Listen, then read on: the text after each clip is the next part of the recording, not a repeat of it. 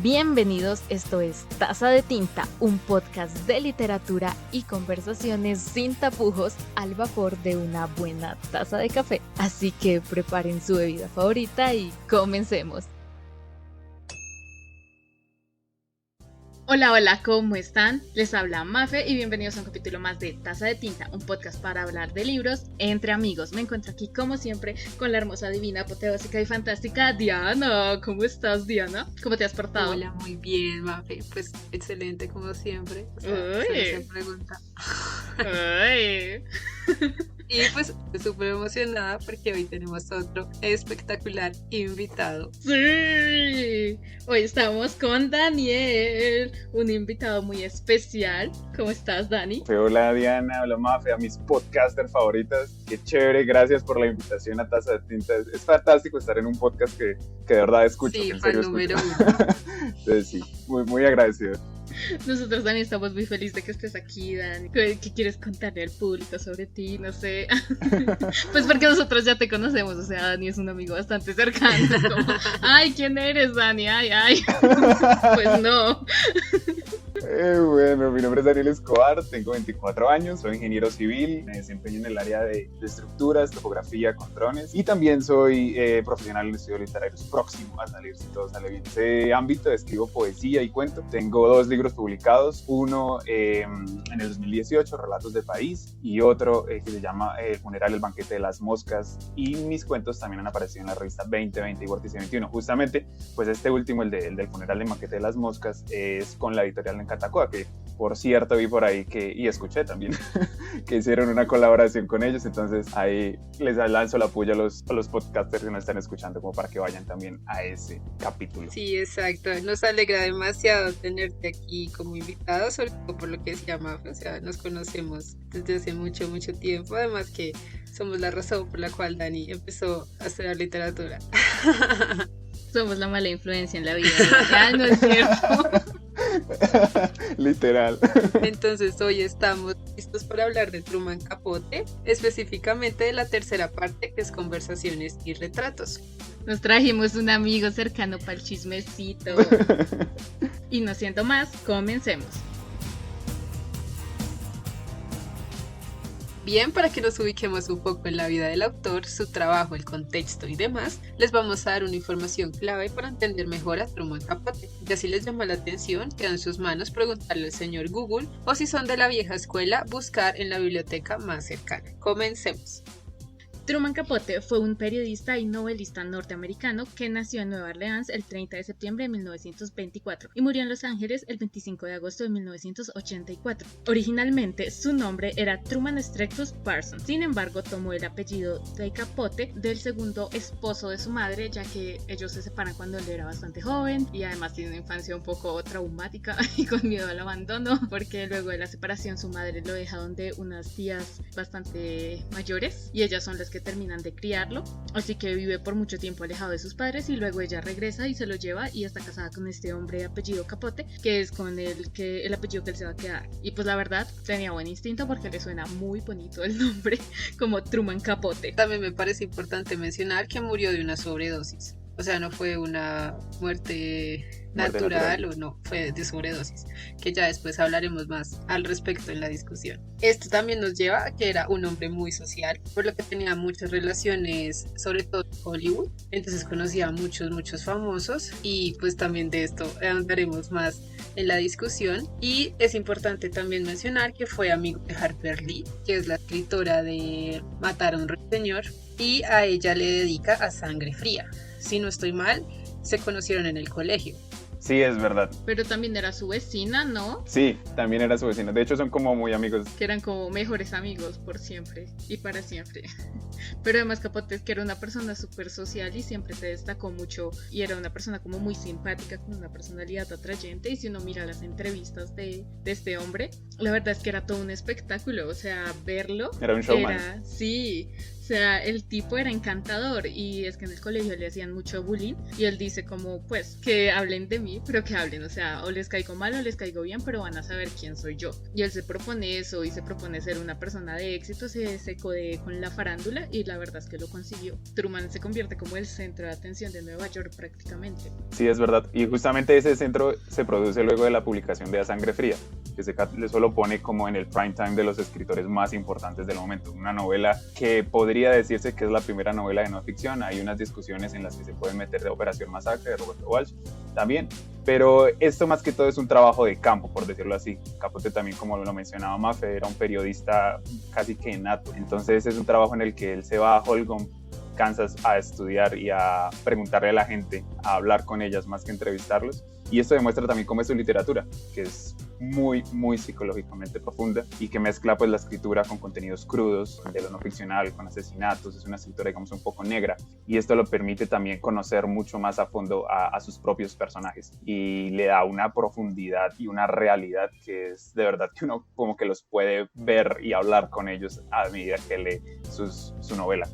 En el caso de A Sangre Fría. Sí, y precisamente lo que decías, hay como toda una discusión en torno de si Capote fundó o no fundó todo un género, que creo que eso vamos a hablarlo más adelante, pero también algo que yo noté es que dependiendo de la fuente que uses te van a decir que escribía o novela de no ficción o que escribía nuevo periodismo. Depende mucho porque sí lo estudian mucho en la literatura, pero la verdad es que desde el periodismo Capote es pues todo un genio, o sea, en el periodismo lo estudian mucho más de lo que se estudia en la literatura. Es que él es como el origen, o sea, él es como el papá de lo que se llama el nuevo periodismo. Él siempre es el primer referente y lo tengo súper claro porque siempre en las clases de comunicación lo nombra, él era el agente a seguir.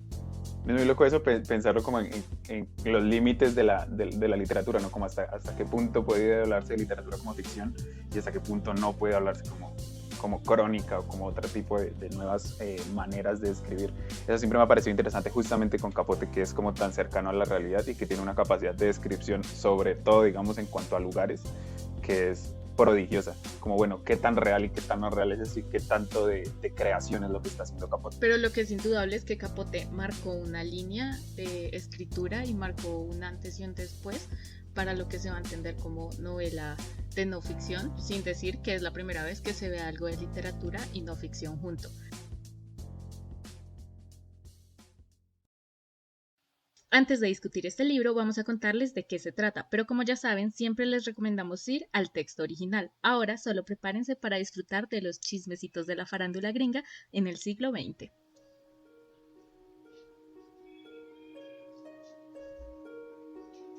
Bueno, en Música para Camaleones es un libro que se divide en tres. Esta última parte, Capote nos cuenta 7 conversaciones con personajes muy, muy importantes de la farándula estadounidense del siglo XX, como decía Mafe. Entre ellas Marilyn Monroe, Pearl Bailey, inclusive se trata en el último, a él mismo, en una suerte como de introspección que titula él Vueltas Nocturnas, y con un pequeño colorario que dice cómo practican la sexualidad los gemelos siameses. Es importante decir que cada una de estas conversaciones tiene como este pequeño como subtítulo. Este tipo de conversaciones, digamos que lejos de ser como una entrevista o unas preguntas muy acartonadas o cuadriculadas o un guión así como muy preparado, lo que hace él es una conversación, es un retrato, como él lo mismo lo dice, y lo que hace es revelar una perspectiva mucho más cercana, mucho más común de las relaciones que tenía Capote con estos como personajes tan idealizados de la clase alta de los Estados Unidos. Nos lleva a sus pensamientos, a sus opiniones, a sus miedos, sus ansiedades y sus preocupaciones. Ahora que ya escuchamos la narración y que Dani nos contó que esta parte titulada Conversaciones y retratos del libro Música para Camaleones es una serie de perfiles diversos que hace Capote, creo que podemos discutir mejor, y el tema central de la discusión, el tema que queremos abordar es el oficio del escritor, que sentimos que es como lo que realmente une a todos estos relatos y nos habla más de cómo era Capote y su escritura. Es importante mencionar que este libro Música para Camaleones cuenta con un prefacio que es prácticamente la poética de Capote. ¿Qué es una poética? Es como los lineamientos que sigue un escritor qué temas le interesan, de qué forma los aborda, cuáles son sus principios al momento de escribir, y eso es precisamente lo que habla Capote en este prefacio. Él nos cuenta cómo él empieza a escribir, que es, aquí hay una frase buenísima: cuando Dios le entrega a uno un don, también le da un látigo. El látigo es únicamente para autoflagelarse. Entonces él habla aquí de una vez de la escritura y de cómo la escritura es algo que ronda todo el tiempo en tu vida. O sea, no es algo como que tú lo puedas dejar a un lado, sino que todo el tiempo tienes que estar escribiendo y corrigiendo, y vuelves a leer y lees para inspirarte y así. Y también pelea mucho con la noción a veces que se tiene de que el escritor es este ser iluminado por las musas, que simplemente le llega la inspiración y ya.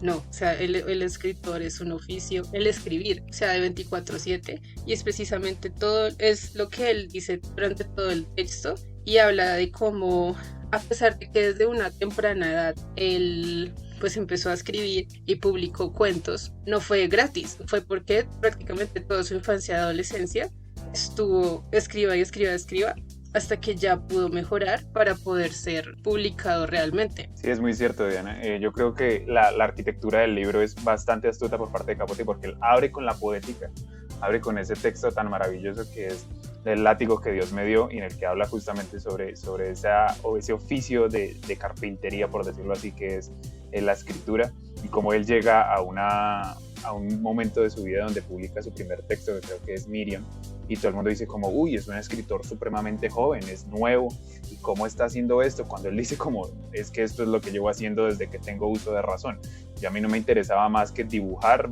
escribir y bailar tap o algo así, creo que es lo que dice en ese prólogo. Y es curioso porque cierra el texto con esa conversación que hablábamos en la narración sobre los siameses, en la que él se hace como una introspección y se pregunta a él mismo como cosas también relacionadas con su escritura y con su vida muy personal. Creo que este es uno de los libros más personales, si no el más personal creo yo, que tiene Capote a lo largo de su carrera, y creo que es tal vez uno de los últimos que publica, salvo pues Plegarias Atendidas, que es su otra novela inacabada. Y me parece curioso que en este tipo de conversaciones, de retratos, él se fije como en unos personajes tan diversos, ¿no? Como tan particulares. Está Marilyn Monroe, Pearl Bailey, pero también están personas del común, ¿no? Como esa persona que va, le hace el aseo a las casas, también las oraciones cuando llegan al final, que es la primera conversación, a Day of Work, creo que se llama. Y cómo él se acerca a ese tipo de personas, ¿no? Como esa conversación privada pasa de ser esa conversación como muy personal a ser algo que se va a publicar mucho más adelante, y cómo eso pone en juego diferentes temáticas como de la vida personal y de la pública, y cómo ese límite es tan difuso, creo yo, en la obra de Capote. Precisamente algo que a mí me pareció muy llamativo de este texto era lo diversos que son los personajes que nos está presentando, porque lo que tú dices, o sea, presenta desde Marilyn Monroe hasta personas re desconocidas, digamos. O sea, una cosa es Marilyn Monroe, que es como un personaje icónico de la farándula de ese entonces y de hoy, pero lo más interesante es que él no te presenta una Marilyn Monroe, digamos, que pueda aparecer en una columna de chismes o algo así, y eso deja ver mucho de lo que realmente se trata de la escritura de Capote. O sea, Capote, más allá de los temas, más allá de los personajes, su escritura es particular por la forma tan obsesiva que tiene para la construcción. O sea, él construye párrafo a párrafo, no hay línea que sea descartable. Y algo que me pasó precisamente fue que cuando yo lo estaba leyendo, yo pensaba ¿cómo lo hizo? O sea, ¿cómo hizo esto? Porque se siente como un guión, como si estuviera transcribiendo algo, pero a medida que uno va leyendo, uno puede intuir que eso no fue lo que sucedió. O sea, que él realmente no grabó esto, ni tomó notas, ni nada por el estilo, porque es muy natural. O sea, es como sentarse a tomar un café o tener una charla cualquiera. O sea, no hay un proceso de, aquí sacó la grabadora, la puso a grabar y comenzó a grabar a la persona. Eso no fue lo que hizo, y de hecho él decía que no le gustaba eso porque cuando hacía esa clase de cosas se escondía la persona real, porque la gente pues es como si te ponen una cámara en la cara. O sea, si te ponen una cámara tú vas a empezar a posar, que no es como, natural, cómodo. Entonces Capote le huía eso porque su escritura estaba guiada por la verdad. O sea, para él era más importante, pues la verdad no, porque él tampoco era como, ay, si me salto un poquito la verdad y lo acomodo todo a mi perspectiva, mejor. Mejor, yo muestro lo que quiero mostrar, ¿no? Entonces él tampoco era esclavo de la verdad, digamos que es como una construcción minuciosa de la narrativa lo que él hace, y esa construcción minuciosa es lo que guía su escritura, más allá de los hechos, la verdad, lo que sea. O sea, de pronto esto es como ese compromiso que él tiene con la escritura, de pronto es más evidente en, no sé, A Sangre Fría, y la forma en la que él se va pues meses a seguir un caso a otro pueblo, luego espera todo este proceso de la jurisprudencia con los asesinos, se toma el tiempo de hablar con ellos. De hecho, en el perfil en el que está entrevistando a este asesino relacionado a la familia Manson, él va y se sienta con el asesino y se sienta en el suelo de la celda, y él mismo dice que está cochino, que está todo así como súper poco agradable para sentarse, pero él igual lo hace porque está súper comprometido con la idea de hablar con este asesino, de contarnos esta historia. Entonces de pronto en ese tipo de escenarios es más evidente ese compromiso que tiene con la narración y con la historia que quiere contar, y de pronto no sé si uno como lector alcanza a sospecharlo, pero creo que de pronto sí hay un punto en el que uno sospecha que él está construyendo muy cuidadosamente los párrafos, las líneas, las frases, como que hay cosas que uno dice, aquí está hilando fino. Y creo que eso es lo que realmente se destaca de la narrativa de Capote como escritor. No, y algo que a mí me llamaba mucho la atención era que, comparándolo con la poética, estas historias son también como un pequeño recorrido por todas las experiencias que él tuvo al escribir. Entonces empieza con esta señora que va a muchas casas y conocen diferentes, o sea, ir a la casa de alguien es ir a conocer pues la intimidad de alguien, cómo le gusta tener su casa organizada, las decoraciones, etcétera. También como una historia puede llegar de alguien que se quiere desahogar, que es lo que pasa en Hola Desconocido. O sea, Capote no quiere estar ahí, pero pues es como, ya que ya me comprometí a tener este almuerzo, entonces vamos a hacerlo. También como por medio de la conversación le saca información a la gente. Muchas veces ellos no quieren hablar, pero ellos les dan esta confianza a él, y él les logra que ellos saquen información para contar algo que de pronto tenían pena o miedo contarlo. Y pues al final me parece excelente, porque es como, yo no solo cuestiono a los demás, sino a mí mismo, y por eso termina esta parte con una entrevista a sí mismo, y se hace así preguntas también súper personales, hasta hablar de suicidio y toda la cosa. Entonces él es como, yo Es como toda una introspección. exacto, yo le saco a todo, o sea, no importa que sea, yo voy a ir a la historia o lo que necesite, sin importar que sea, o así, o a mí mismo. O sea, si me debo usar a mí, pues yo me uso, o sea, no hay problema. Me parece chévere lo que resalta Mafe sobre la diferencia entre A Sangre Fría, digamos, y Conversaciones, porque el trabajo de A Sangre Fría es un trabajo de mucho trabajo de campo, de muchos años ahí en Holcomb, entrevistando o hablando con la gente, porque eso sí es cierto, cuando uno como que... Y ganándose la confianza de la gente. Exacto, sobre todo él, que pues Capote, un homosexual, abiertamente homosexual, en el Deep South, abajo, donde todo el mundo es supremamente racista, es supremamente cerrado, conservador, y él empezar a llegar a un pueblo tan pequeño como lo era Holcomb y empezar a buscar las cosas, a tejer esta nueva historia, es un trabajo que se ve, o sea, es de mucho tiempo y de mucho compromiso. Y además que en A Sangre Fría él se mantiene mucho al margen, ¿no? Es como una relación en la que muestra las cosas más que lo que él piensa de las cosas.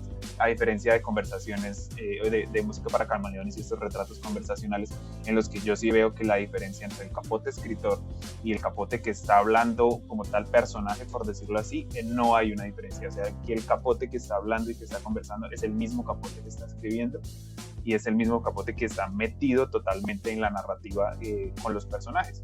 Y creo que eso es bastante importante porque, y no la he desconocido justamente, que era el texto que estaba mencionando Diana, que habla pues así como un breve resumen de un hombre que se ve como involucrado en una especie de caso de pedofilia, por decirlo así, porque le gustaba contestar cartas y chocolates de una chica que le mandó una carta como en una botella, y él como que dice, bueno, pues sigámosle el juego así como muy ingenuamente, y termina involucrado como muy profundamente como en un caso donde lo acusan de pedófilo y pierde como su matrimonio o se atraviesa. Ahí Capote se mantiene mucho al margen también, como que le dicen sí, no quiero estar con él, pero deja todo en entredicho, y al final le dice como, bueno, sí, yo te creo que tú lo hiciste como solamente porque eres un ingenuo, pero sí, te creo. Me parece muy curioso porque hay una historia aquí, recomendaciones de taza de tinta. hay un cuento muy similar de Milan Kundera que se llama Nadie va a reír, que es también como un hombre que ha involucrado de manera muy ingenua en una cosa muy, muy, muy profunda. Entonces como que este tipo de introspecciones de Capote, como esa entrevista del final, se ve a lo largo de todo este libro, Música para Camaleones, porque ese libro yo creo que es el más cercano a su vida, a su biografía, y por eso él lo abre con la poética, como esto es lo que yo hago y esta es la forma en la que yo escribo, en la que yo pienso sobre las personas también. Pero sobre ese cuento yo quiero decir que por lo menos en mi lectura, personaje que está entrevistando a Capote quiere hacer ver que él quedó atrapado por error en esa narrativa de pedofilia, pero en realidad Capote no le cree, o sea... Sí, Capote no es una cosa como... Siento que es como el spoiler de todo el cuento, pero Capote no le cree y deja entredicho que no le cree. Es como, ajá, sí, claro, no, era tu intención, claramente. Pero también algo que quería decir precisamente de esa comparación entre Música para Camaleones y A Sangre Fría es que, si bien A Sangre Fría, digamos, como que se apega mucho más a los hechos, en el sentido de que se basa en una, digamos que, historia real, documentada de un asesinato y todo el seguimiento del proceso judicial, etc. No es, digamos, como con menos rigor que sigue Música para Camaleones. Es decir, digamos que los textos de Capote se la juegan mucho entre el periodismo y la literatura. Entonces, digamos que para la literatura podrían ser como demasiado poco ficcionales y para el periodismo podrían ser demasiado ficcionales, en el sentido de que evidentemente esto está al servicio de las formas y la perspectiva de Capote. Música para Camaleones y pues A Sangre Fría también, o sea, A Sangre Fría digamos que es chisme, pero A Sangre Fría fue acusado de decir mentiras, o sea, está evidentemente intencionada la idea de que uno se identifique con los asesinos, o más que se identifique, por lo menos que uno los entienda y piense, ay, son personas, seres vivos, sienten, claro. Y en Música para Camaleones, si bien parecen como chismes de la farándula y bien se pueden leer como algo más casual, también muchas personas se sintieron atacadas por Capote, o sea, muchas personas dijeron como, oigan, yo me siento expuesto, o sea, ¿cómo fue que que decía ser mi amigo cogió y me exhibió de esta manera, ¿no? Entonces, de pronto no es tan como que uno pueda afirmar verazmente, decir como, no, fijo, Marilyn Monroe sí se sentía insegura de tener las manos gorditas, quién sabe, o sea, eso no dice nada realmente, sí, es como un chisme súper tonto, pero a lo mejor sí se puede uno sentir exhibido de, está dejando entrever que sí soy como una persona insegura, que sí hay ciertas cosas que no me hacen el sex symbol que realmente me llevó a ser un ícono de la cultura del siglo XX. Es como un poco raro eso, ¿no? Pero eso es re interesante porque precisamente en el cuento Intrépidez él pues muestra como hasta qué punto él puede llegar para no decir algo que no está como consensuado con la persona que le contó las cosas, porque en ese él cuenta como la policía le pide que testifique sobre lo que le contó un asesino en la cárcel y él está como, pues no, yo no voy a contar nada porque él me dijo eso bajo confidencia y pues no voy a romper mi pacto de yo le prometí que no iba a decir nada si él me contaba todo. Y entonces cuenta cómo se huye y se va de la ciudad y toda la cosa. Ese cuento me encantó.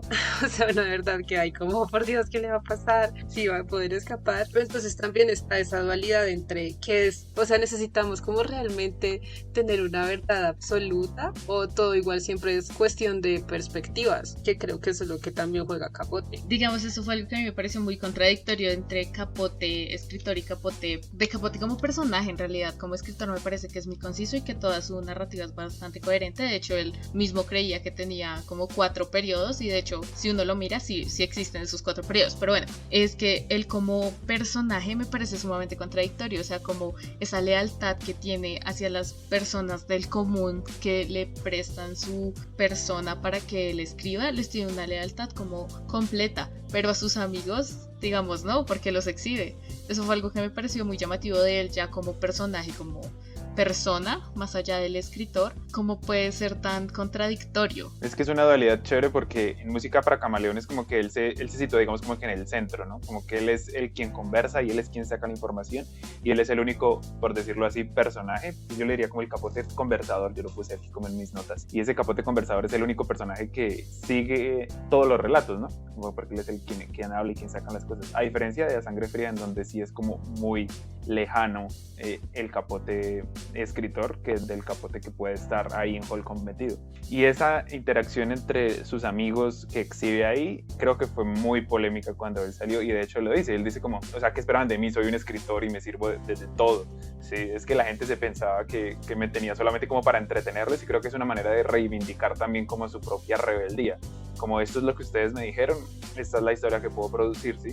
Pero también se mete en la boca del lobo, digamos que en el caso de Marilyn, habla también, hay una parte donde habla de John F. Kennedy, de como una conversación que él tuvo con él, y el tipo se mete de frente con la gente que le parece extravagante y que le parece atractiva, por decirlo así, y los revela tal y como son, como unos seres humanos. Creo que también es una perspectiva muy chévere de ver a personas que una vez es como que idealiza mucho, como que ver esa otra cara de la moneda de que son iguales a nosotros, que tienen cosas buenas, cosas malas, cosas feas. Claro, igual esto del chisme, o sea, me pareció que él habla, bueno, trata ese tema en el de Jardines Ocultos, que es cuando él va a Nueva Orleans, que es donde él pues se crió. Y entonces él cuenta cómo se hablaba de él y que le pusieron cierto apodo por algo que él nunca desmintió. Entonces siento que también eso habla de cómo una persona puede crearse cierta imagen ante los demás que pues no es real. Porque empiezan ciertas habladurías, la persona nunca lo niega ni lo afirma, pero igual a la gente le gusta esa versión y a la persona que pues lo está viviendo le sirve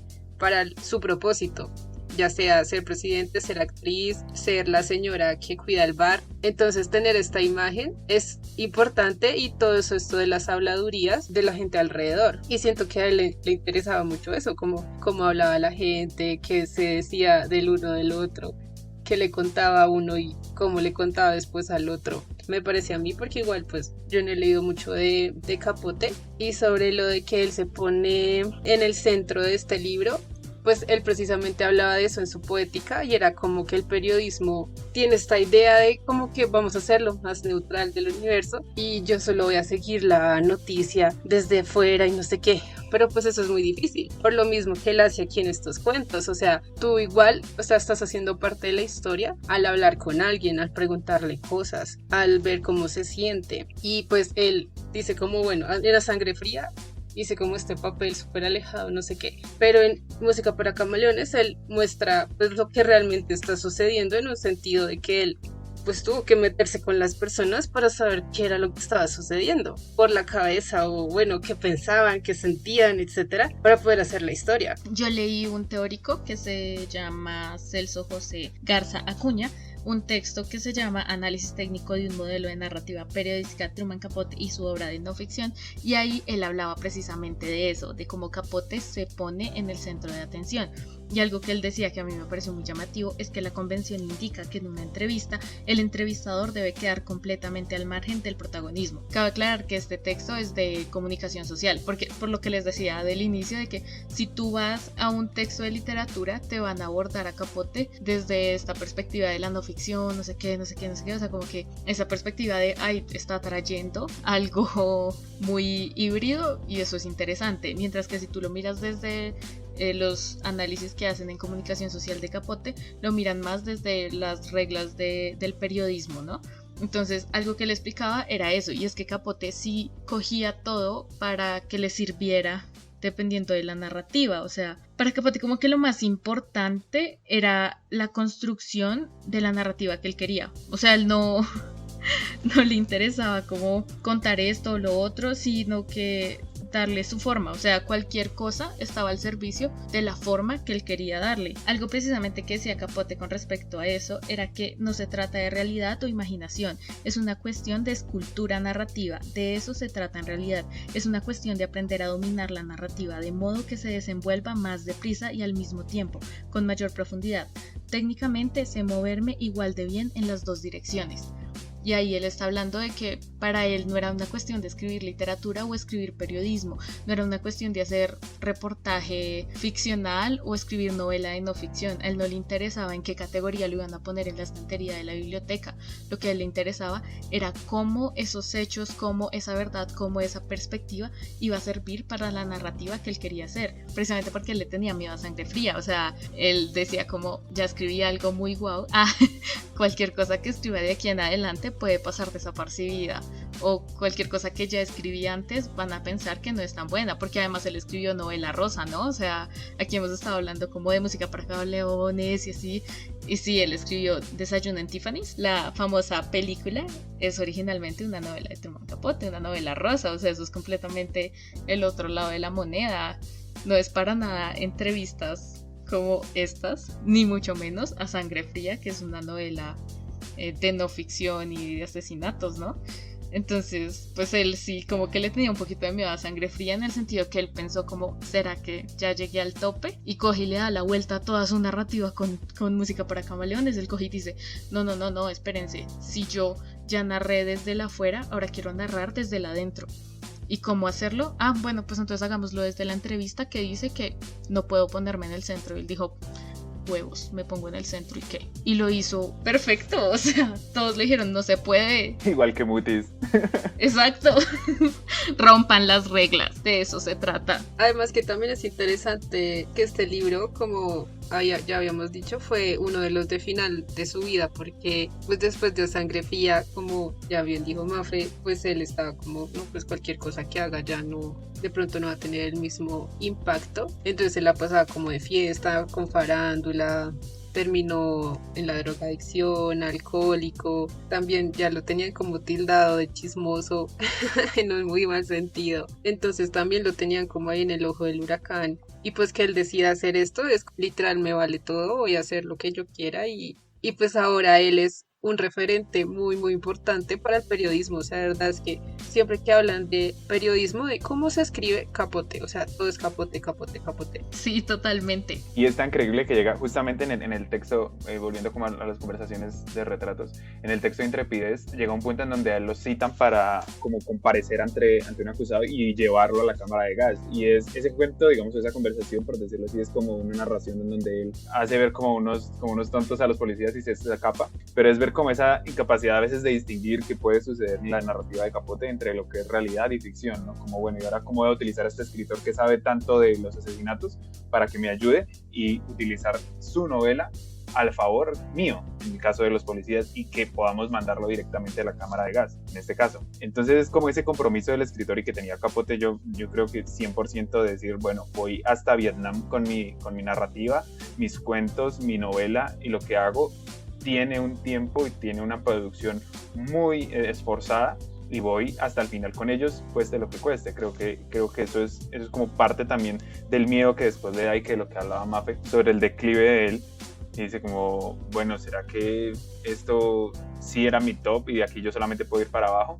Y culmina con esa última conversación con él mismo, como preguntándose, que también es una conversación supremamente dura, ¿no? Porque él dice como, bueno, ¿a qué personas odiamos? ¿Y a qué personas odiamos vivas? Y termina él hablando sobre él. Entonces, como es una especie de odio a él mismo también que él tiene, o yo lo veo así, de bueno, esto soy yo a fin de cuentas. Entonces, abrámonos y ábranme y expónganme y muéstrenme que quiero conocer. Algo que también me parece como curioso aquí como fun fact es que hay un documental de Truman Capote que salió como en 2019, creo, que se llama Capote Tapes, y es sobre grabaciones inéditas de personas que conocían a Capote. Y hay una de las grabaciones en las que él habla de la novela que es póstuma, que él dice que a él desde ya, antes de morirse, la llamaba su novela póstuma, porque él decía, esta novela me mata o yo la mato a ella, pero esto no va a salir bien. Eso. Plegarias atendidas. Sí, plegarias atendidas. Y me parece muy chistoso, porque Capote era muy gracioso, o sea, no sé, es que era una persona muy simpática.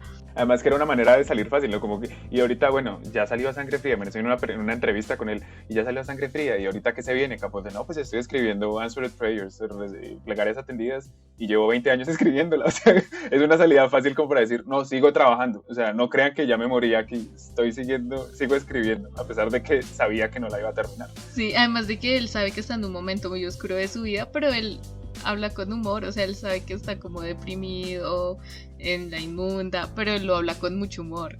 Es muy oscuro, igual que el humor que usa en...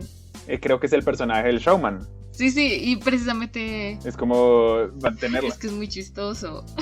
Capote me parece muy gracioso. De pronto no lo querría como amigo porque va a contar mis intimidades. Es un personaje fantástico. Era simpático, no se le puede negar. Pero precisamente eso que hace ahí en esa entrevista, de decir como, o la novela me mató, yo la mato a ella, es lo que hace en el cuento final del que estabas hablando. Él habla con mucho humor de sus propios traumas. O sea, por ejemplo, cuando habla de que este escritor japonés, que perdón, olvidé su nombre, le preguntaron qué personaje que él conocía pensaba que se iba a suicidar y contesta Truman Capote. Capote estaba re ofendido como... ¿Pero yo por qué? Yo pensé que yo le había dado una buena impresión. Yo pensé que le había parecido que yo era una persona feliz. Esa parte es muy graciosa porque él sabe, y en esa parte él ya está hablando de que se odia a sí mismo, pero aún así lo dice como con humor, como, ay, yo pensé que parecía una persona feliz, pero se estás burlando de sí mismo. Entonces también esa parte es como muy dura, ¿no? Como que es una introspección bien fuerte sobre sí mismo. Es muy fuerte y creo que es la manera más oportuna tal vez de cerrar su literatura, su escritura, como de mostrarse también como quebrado, como esa persona porosa que no era un showman todo el tiempo, sino que mantenía sus depresiones, sus ansiedades, sus problemas de abandono, como lo mencionábamos en la parte donde explicábamos como su biografía, y que es algo que permanece desde que él nace hasta que muere, ese problema de la soledad. Por eso ahí mencionaban en uno de los textos teóricos como que él necesitaba una compañía todo el tiempo, como que también de eso también viene que sea tan buen conversador, como esa necesidad de la compañía. Y por eso es que también se lleva a Harper Lee 6 años a Holcomb para que lo acompañe mientras él escriba Sangre Fría, por ese miedo a la soledad. Y por eso me parece interesantísimo y muy bueno que él haga una introspección tan dura, tan profunda y tan densa para cerrar su escritura y su literatura. Quiero hacerles una pregunta, pero no sé si las pongo como en el ojo del huracán. Y es que en el texto de Jeff Solomon, que se llama So Famous and So Gay, de Fabuous Forensic, Truman Capote y Gertrude Stein, que hace como una comparación entre Capote y Stein. Creo que este tema le va a gustar a bien, porque habla sobre la literatura queer. Él dice como, de hecho, una de lectura verdadera de los libros de Capote y de Gertrude Stein son unos libros que explícitamente invitan a una lectura gay. Y yo quedé como, ¿una lectura gay? Eso me quedó como, ¿será que sí invitan a una lectura gay? Yo no leí ese texto, pero me imagino que se refiere a que pues siempre todo esto queer, lo gay, es a transformar cómo se ven las cosas, a darle otra visión y otra perspectiva. Y pues eso es lo que hace Capote con toda el periodismo. Él le hace una vuelta completamente al periodismo y cambia totalmente el papel de un periodista. ¿Qué hace un periodista? ¿Cómo hace el periodista su gestión? ¿En qué se debe meter? Y en cuestionarlo todo. Precisamente lo que hace con las entrevistas, que a él le dicen, en una entrevista no se puede notar que hay un entrevistador, y él dice, pues no me interesa, le voy a dar la vuelta. Sí, no me interesa, voy a darle la vuelta. Entonces yo siento que eso es a lo que se refiere con que es una lectura gay o queer, pero pues de nuevo no leí el texto, entonces, porque eso siempre es a lo que se refieren cuando hablan de este tipo de lectura. Porque es que a mí me pareció interesante, también el Solomon hace una diferencia entre Capote y Stein, como que Capote era broadly queer y Stein era como openly gay, algo así. Por lo que Capote, a pesar de que ambos eran escritores, bueno, Gertrude era una escritora mucho menos reconocida, Capote sí es un escritor abiertamente homosexual que está en lo público, en la farándula, está arriba, por decirlo así, en la escala como social. Entonces eso hace que también se vuelva una suerte de atracción, como que el hecho de que Capote también sea un buen bailarín, sea un buen conversador, porque le gustaba muchísimo bailar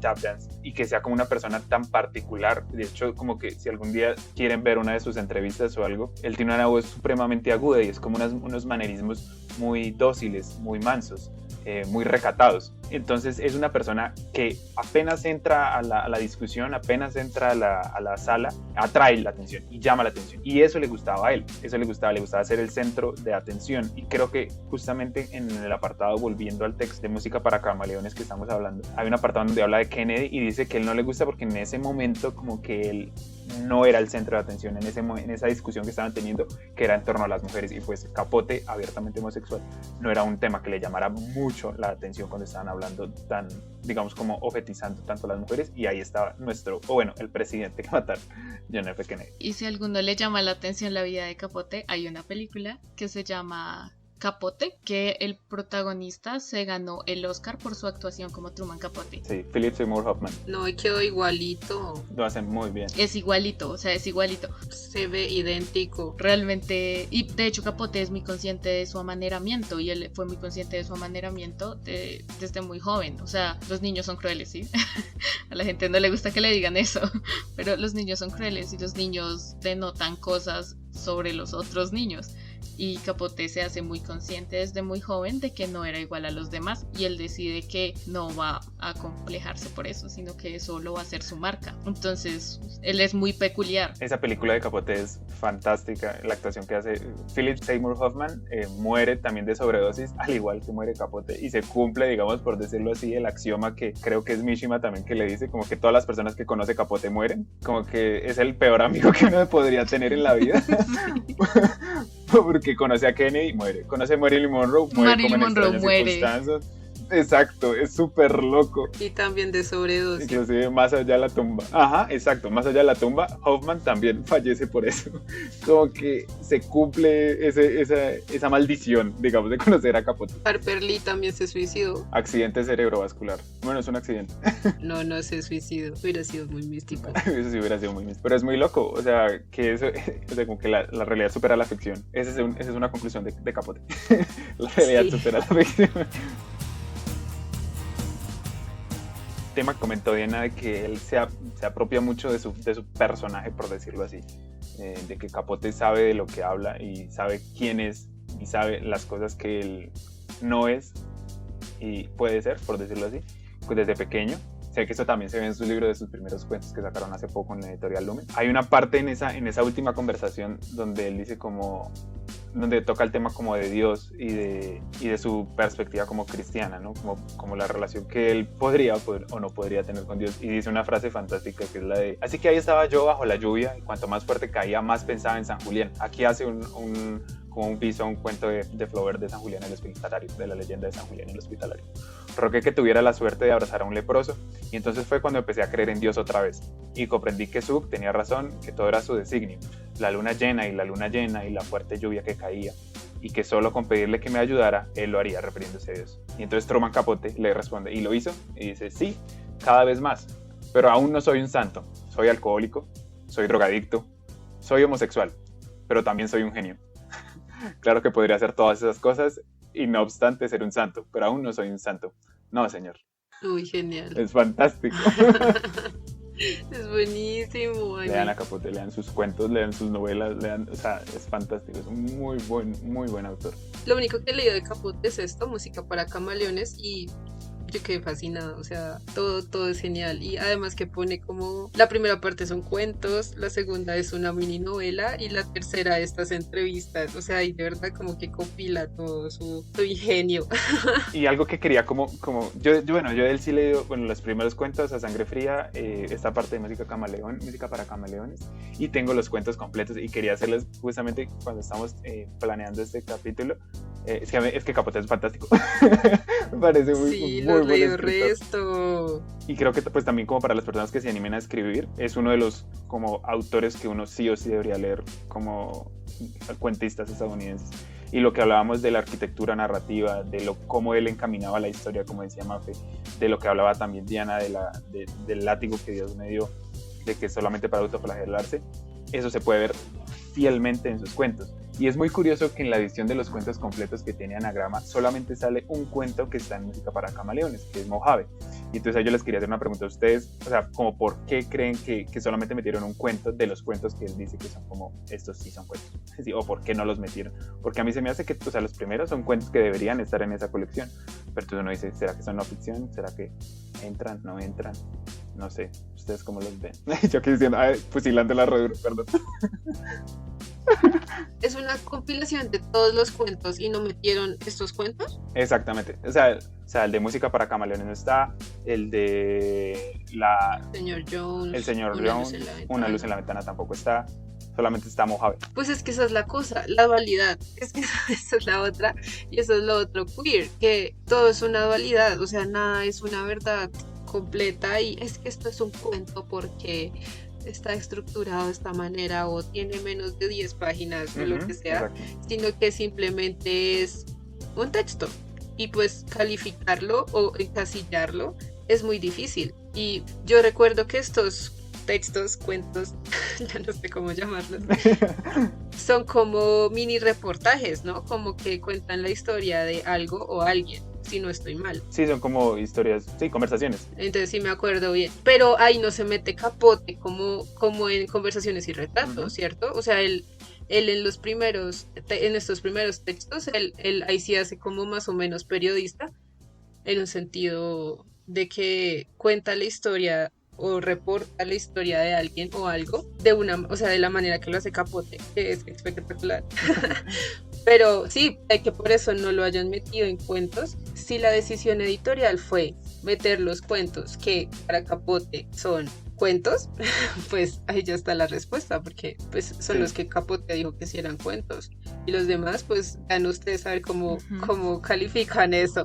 Y habría que leer Mojave para saber por qué Mojave sí les pareció que podía estar en la línea de lo que dijo Capote. Exacto, es que eso es a mí lo que me parece loco. Todos estos textos muchas veces son muy difíciles de ser clasificados. Y me parece curioso porque es muy de la mano con lo que tú dices, Diane, que es como literatura queer, ¿no? Como esa capacidad de subvertir lo formado y que se puede ver pues en la literatura queer, pero como en general, como en Pedro Lemebel, en Puig, en Gertrude Stein también se puede meter ahí. Y es que, bueno, aquí Capote juega con todo, ¿no? Es como hace una micronovela, que es la segunda parte, hace unos cuentos que pueden ser cuentos, no son cuentos, no lo sabemos.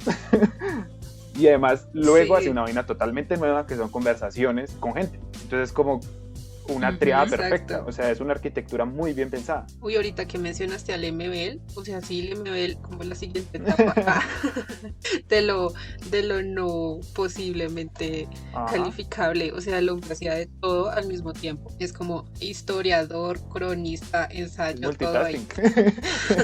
Y es muy curioso que como uno de sus textos más famosos, aparte de su novela de Tengo miedo a torero, la de Manifiesto por mi diferencia, ¿no? Como esto es lo que soy yo, diferente a lo que pueden catalogar, que es una cosa que puede mantenerse perfectamente en Capote. Esto es mi literatura y la defiendo porque es diferente a todo lo que ustedes han visto y que han escrito. Una pregunta rápida así, quick fire question. A ver, me encanta que Dani vino re preparado. Sí. ¿Qué opinan de...? Tengo miedo. ¿Qué tal les parece el título del libro? Música para Camaleones. ¿Qué tal les parece? A mí me parece excelente. O sea, a mí me parece que es espectacular porque uno queda como que para camaleones. Sobre todo que un camaleón, precisamente. O sea, es muy bueno. Pues cambia de formas. De colores, se adapta a su ambiente. Se adapta a su ambiente. Entonces, eso es lo que hace el men. Bueno, ahora voy a hablar con un asesino serial. Ok, tengo que ponerme en este papel. Ahora voy a hablar con una estrella de cine. Ok, me voy a poner acá. O sea... Ahora me voy a ocultar de la policía. Y lo de música para camaleones es como... O sea, es una imagen muy chévere. ¿Cómo es la música para un camaleón? ¿Cómo sería la música para alguien que está cambiando todo el tiempo? Que cambia como cambian las celebridades del siglo XX, que la entrevista en su última parte es muy bueno. Exacto. Esa parte, cuando yo leí, o sea, como que el cuento que tiene el nombre del texto de Música para Camaleones, yo como no entendí el por qué le había puesto ese título. pero ya con las conversaciones yo dije, es que esta gente se convierte a lo que más le funcione, ¿sí? O sea, cambia como un camaleón de color para poder sobrevivir en medio de toda esa farándula. Y me parece curioso que lo llame, me parece chévere también que lo llame música, porque es como él detrás ahí orquestando todo, como para que estén calmados, pero mientras tanto escuchándolos también y viendo cómo se van cayendo esas figuras idealizadas y cómo se van revelando esos humanos detrás de esa caparazón del camaleón, por decirlo así.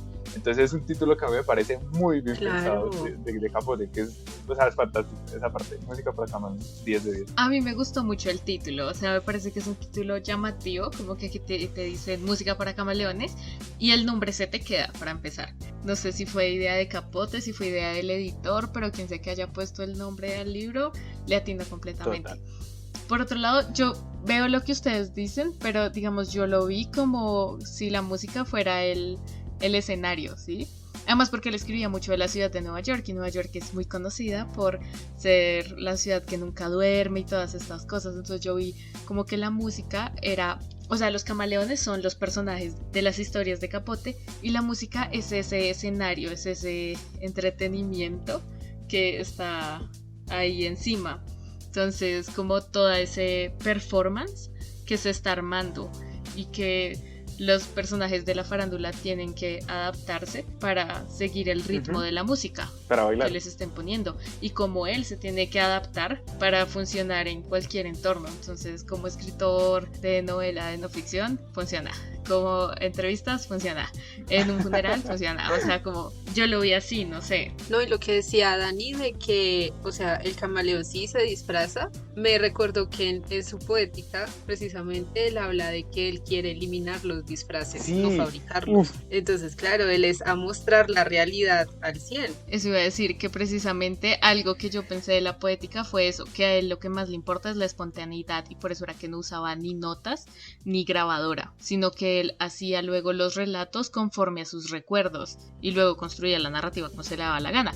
Pero precisamente es porque para él es muy valiosa la espontaneidad de los personajes que está entrevistando. Entonces el camaleón no, digamos, no es espontáneo porque tiene que estarse ocultando, pero él les pone escenarios en donde no pueden ocultarse. Es que a mí eso de disfrazarse, como que no utiliza grabadoras, no utiliza preguntas ya programadas, no tiene un libreto para una entrevista, sino es simplemente diálogo.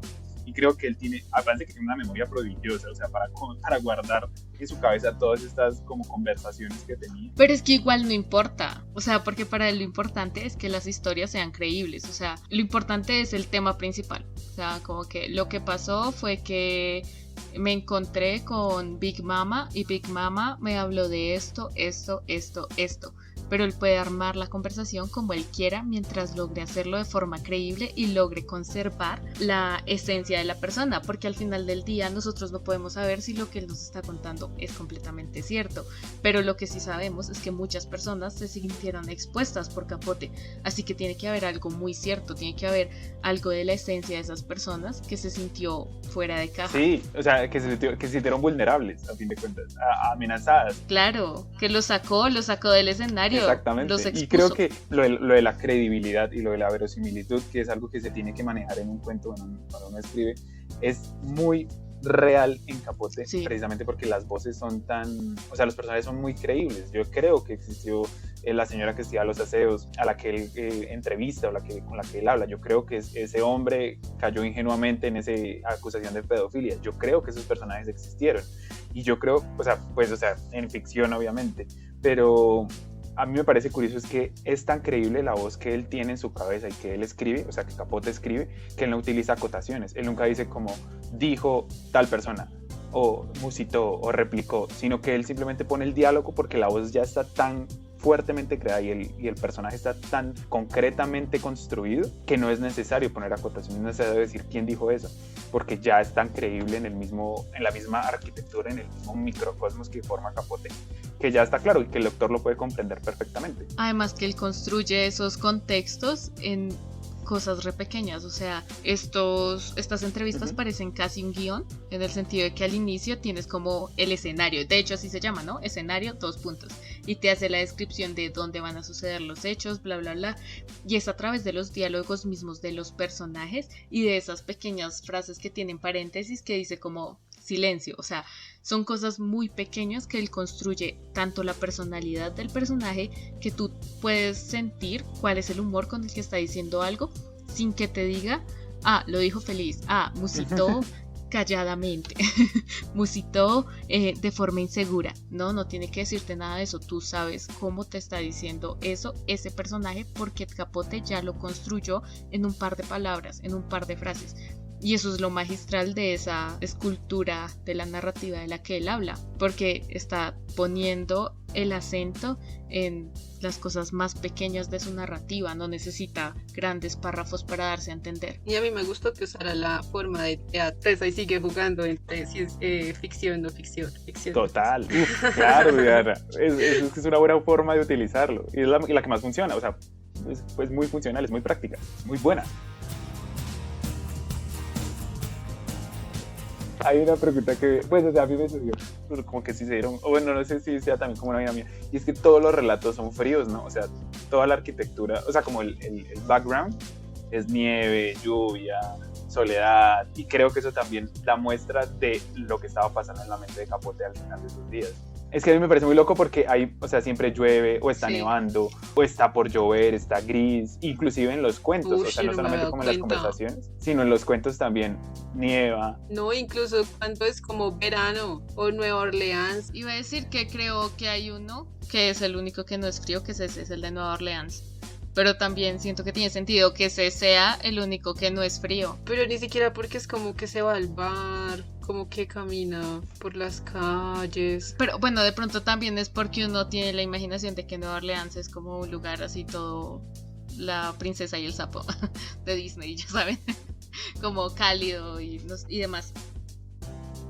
Yo voy a decir que a mí me parece que tiene sentido que no sea el cuento más frío, o que, bueno, la historia, la entrevista, el perfil más frío, precisamente porque es un regreso a su hogar. Exacto, un regreso a su infancia. Eso estaba por decir. Puede que haya texto que no, por ejemplo, Mojave hay una parte donde es en un desierto, obviamente ahí no hay como, pero también hay soledad, entonces es extraño. Lo que me ponía a pensar mucho. Digamos, la historia de ese cuento, el de Nueva Orleans, el de Big Mama, es raro, o sea, raro en el sentido de que es muy tenso, o sea, es una historia muy densa, pero te la cuentan como si no lo fuera. Entonces, por ejemplo, hay un momento en el que están hablando de abuso sexual y te lo dicen como si fuera algo casual, como, sí, lo que pasó con Pepito, ya saben, eso. Pero ahora estoy felizmente casada. Exacto, y tú te quedas como, perdón, ¿qué pasó? Y te devuelves, y cuando vuelves a leer te das cuenta de que te está hablando realmente. Entonces sí, de pronto no es el cuento más triste, pero sí es bastante complejo. O sea, es denso. De pronto la ambientación no es en azules y grises, y sí tiene la calidez de Nueva Orleans, pero no es para nada un cuento feliz. Además porque también es como, me casé con este porque me ama más de lo que yo lo amo, y es como, uy, ouch. Es muy loco, a mí me parece chévere, y que también, o sea, es muy contrario con lo que pasa en La Sangre Fría, ¿no? Porque en Sangre Fría, en La Sangre Fría como que el ambiente es muy caliente, o sea, hay calor en todo lado porque es Kansas, y aquí es como neva todo el tiempo, están en la ciudad fría, están en bares, hay cosas oscuras, hay vainas muy densas, y como que me pareció como curioso, pero también que sea solamente como cuestión del azar, pero me pareció chévere, interesante. Digamos, otra cosa que me pareció muy loca es como que a fin de cuentas como que la última entrevista o autoentrevista que él se hace, la última conversación con él mismo, es también como una conclusión de que a fin de cuentas el abandono que él tuvo desde pequeño y que ve en su madre, que ve en su padre, o sea, como que la relación con el señor Capote también era bastante polémica. Ese abandono y esa soledad que él tiene, a fin de cuentas la única persona que él tiene al final del día es él mismo, es su propia escritura. Él tiene un trauma redenso con el abandono, o sea, pero redenso, pero igual se entiende por qué.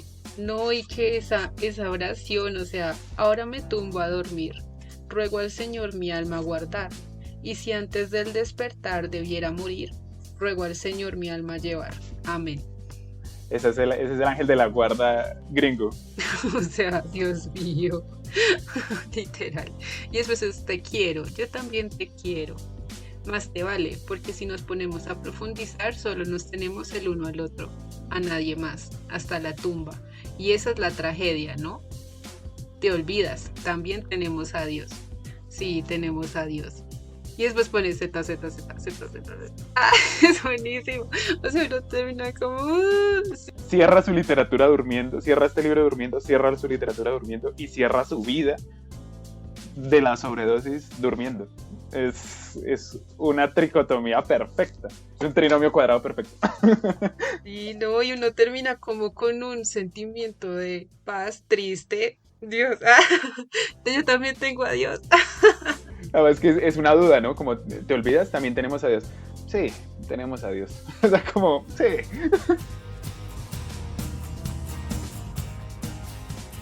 Bueno, ahora que ya hablamos 3 días, no es cierto, pero no, ya en serio, vamos a cerrar la conversación, toda esta discusión con una pregunta para concluir sobre el maravilloso y contradictorio Truman Capote. ¿Cuál creen ustedes que, después de todo esto, sería el papel ético del escritor? ¿Quién quiere comenzar? Chan. Yo, si quieren, yo les doy mi opinión, porque mi opinión es súper fajarda. O sea, yo les doy la opinión más tibia del mundo. Y es que yo creo que decir que no hay papel ético del escritor sería completamente absurdo. O sea, sería como decir que pues el papel ético del escritor es que no tiene ética. Pues eso ya sería una posición ética en sí misma, ¿sí? Como, pues... Entonces, mi opinión es que yo creo que el escritor es libre de hacer lo que se le dé la gana. Y por eso mi opinión es muy fajarda, porque yo creo que depende, que para cada escritor pues hay una posición ética muy diferente, que sí hay una posición ética siempre, incluso si se dice que no hay, pues porque entonces sería ir en contra de una ética preestablecida o una convencionalidad. Pero que en el caso de Capote, si bien eso mismo lo convirtió en un escritor muy contradictorio, porque entonces como escritor hizo una cosa, pero como figura pública lo convirtió en un traidor, un chismoso. Creo que precisamente él se inclinaba porque la escritura estaba por encima de cualquier cosa, y creo que eso es completamente válido. O sea, creo que el escritor puede comprometerse con lo que quiera. En el caso de Capote se comprometió con la escritura, con la narrativa por encima de todo. Pero pues no sé, ustedes cómo lo ven o qué piensan de la ética del escritor en sí. No, pues yo realmente estoy de acuerdo con Mafe en el sentido de que pues yo siento que un escritor puede hacer lo que quiera con la información que obtenga, de la forma que la obtenga, y pues igual él es el que va a tener las consecuencias, ¿sí? O sea, si tú firmaste, no sé, un contrato de confidencialidad y después vas y lo dices todo, pues no. y pues digamos las decisiones que tomó Capote en un sentido de que lo pudieron haber tildado chismoso, lo pudieron haber tildado lo que sea, pero pues ahora el hombre no se puede hablar de periodismo sin mencionarlo. O sea, eso no importa, porque al final todo lo que escribió y todo lo que hizo valió la pena en un sentido de que el man revolucionó toda la escritura periodística y qué es ficción y qué es no ficción, y romper con esto de, bueno, vamos a decir la verdad y la absoluta verdad, porque eso no existe. O sea, cada perspectiva es muy importante y pues eso lo podemos ver desde el principio de los siglos, desde que se conocen escritos, de cómo cada persona, desde su cultura, desde su ser, ve el mundo. Y pues eso es imposible quitárselo. O sea, es imposible yo desligarme de dónde nací, qué pienso, mi cultura, todo lo que yo sienta, piense, es imposible. Entonces yo siempre voy a tener una posición, quiera o no, y eso de que hay una posición totalmente neutral no se puede hacer, es posible. Uno solo puede tener muchas perspectivas de un tema o algo. Esa es mi opinión. No sé si respondí la pregunta. Pero bueno, vamos al que la hizo. Sí, yo creo que es una pregunta muy difícil. El embalador. El creador de la pregunta tortura quiere respondernos. No, yo creo que no hay papel ético del escritor, gracias. Adiós. Drop the mic. ¿Cómo que no? Me niego a aceptar esa respuesta. Creo que Capote es uno de los personajes, o sea, de los escritores, perdón, que maneja mucho el tema de la ética en su... O sea, como que uno podría entrar a discutir eso, porque habla de realidades muy concretas y muy duras. O sea, cómo escribir, digamos, a sangre fría manejando una imparcialidad o manteniéndose al margen, que esa fue como tal vez la solución que él hizo. Cuando estás hablando de los Clutters, que son una familia querida en todo Holcomb y que son brutalmente asesinados, cómo honrar su memoria, cómo honrar la memoria de las personas que están viviendo en Holcomb, cómo honrar también las memorias de Hickok y de Perry Smith, que son los asesinos, cómo hablar éticamente de eso. Entonces, como que ese papel ético, en ese caso, uno podría decir, es el papel ético de la memoria, como de hablar honestamente y humanizar a las personas que ahorita ya no están con nosotros. Pero en el caso, digamos, de Música para Camaleones, como que Capote muy queermente subvierte inclusive su propia como visión, y poniéndose en el centro, habla de lo que él, como lo dijo cuando fue rechazado, por decirlo así, o cuando creó tanta polémica su libro, habla de lo que él ve, y creo que un escritor tiene que apuntar su brújula siempre hacia nuevas historias, sea de donde sea, pero tiene que también mantenerse como al margen, como lo hizo en La Sangre Fría, cuando está hablando de personas tal vez reales o tal vez cercanas. Lo que me parece más llamativo, y creo que por eso Capote utilizó la literatura de una manera como tan poderosa y tan profunda con sus textos, es que a final de cuentas, con ese complejo del abandono y lo que hablamos de su soledad, de su unicidad, por decirlo así, de su personaje en medio de toda esa farándula, es que la única compañía que él tiene al final de cuentas es también su escritura, es también su literatura, y por eso es que él es un abanderado de lo que hace y lo defiende a capa y espada, y se va lanza en ristre contra todas las personas que lo van a culpar de lo que él hizo, porque a fin de cuentas es su única compañía y es la única persona, con la única manera en la que él se siente acompañado, mediante su propia escritura. Eso fue todo por el capítulo de hoy. Esperamos que lo hayan disfrutado y que estén listos para el próximo capítulo. Recuerden que hoy estuvimos con nuestro espectacular invitado, Daniel Escobar. Así es, y a mí, si me quieren seguir en Twitter, en Instagram o en TikTok, me encuentran como @eldaniescobar. Como siempre, pueden encontrarnos como @tazadetinta_piso podcast en Instagram y Facebook, y como @tazadetinta en TikTok y YouTube. Este es un espacio pensado para compartir y abrir la conversación. Así que compártanlo y recuerden lo que nos enseñó Capote. Una conversación es un diálogo, no un monólogo. Por eso es por lo que hay tan pocas conversaciones buenas. Debido a la carencia, rara vez se encuentran dos conversadores inteligentes. Y recuerden que esto fue Taza de Tinta, el libro de la discusión fue Música para Camaleones de Truman Capote. Y escucharon a sus podcasters y mis podcasters favoritas, Mafe Escobar y Diana Ardila, en compañía de quien les habla, Daniel Escobar. El guión fue realizado por los mismos, la edición fue realizada por Mafe Escobar y la musicalización fue posible gracias a Jason Shaw. Y sin nada más que agregar, había esperado mucho para decir esto. Adiós.